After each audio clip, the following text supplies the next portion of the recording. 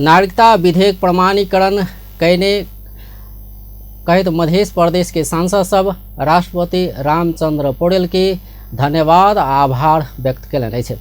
मध्य प्रदेश सभा के दू दिन के बैठक में सांसद सब नागरिकता नहीं भेल जन्मसिद्ध नागरिक के संतान सब बहुत दुख पाए बढ़ल अवस्था में नागरिकता विधेयक प्रमाणीकरण कैल में खुशी होइत राष्ट्रपति पौडेल के धन्यवाद देलक अछि। नेपाल नागरिकता ऐन 2063 संशोधन गर्न बनेको विधेयक चाहिँ प्रमाणीकरण गर्नुभएकोमा उहाँलाई चाहिँ यो जन्मसिद्ध नागरिकको सन्तानहरूलाई चाहिँ नागरिकताको बाटो खोलेकोमा धन्यवाद दिन चाहन्छु। धन्यवाद। ये सार्वभौम संपन्न पार्लियामेंट के हमारा विचार से अवहेलना भेले। निश्चित रूप से पहले कहलौं हम एकदम खुशी छी।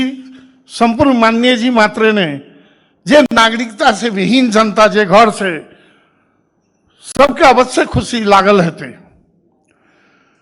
तो आई हम खासकर अखन के सरकार पार्लियामेंट और सबसे बेसी सम्माननीय राष्ट्रपति जी के हृदय से धन्यवाद देवे चाहे छियन, आभार प्रकट करना चाहे छियन। माननीय सभामुख महोदय, सबसे पहले तो देश के सम्माननीय राष्ट्रपति रामचंद्र पौडेल जी के धन्यवाद देव चाहे छी। धन्यवाद यही माने में जे संघीय संसद दू बेर पारित कैने नागरिकता संशोधन ऐन 2063 दू बेर संघीय संसद पारित कैने धेरै धेरै धन्यवाद दिन चाहन्छु र नागरिकता विभेद जुन पास गर्नुभएको छ त्यसको लागि पनि धेरै धेरै सरकारलाई र राष्ट्रपतिलाई धन्यवाद दिन चाहन्छु। धन्यवाद।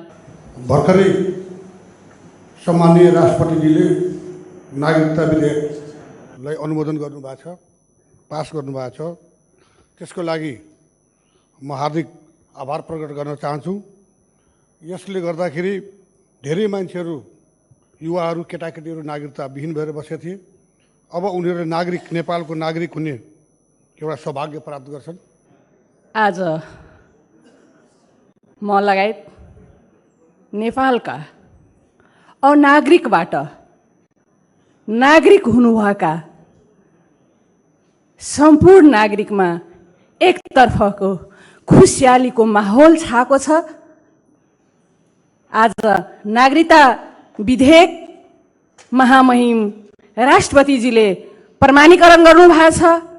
म मध्य प्रदेशको यो सदनबाट महामहिम राष्ट्रपतिजीको यो सराहनीय कामलाई नमन गर्दै उहाँप्रति म हार्दिक हार्दिक बधाई ज्ञापन गर्न चाहन्छु। यहाँबाट धन्यवाद दिन चाहन्छु।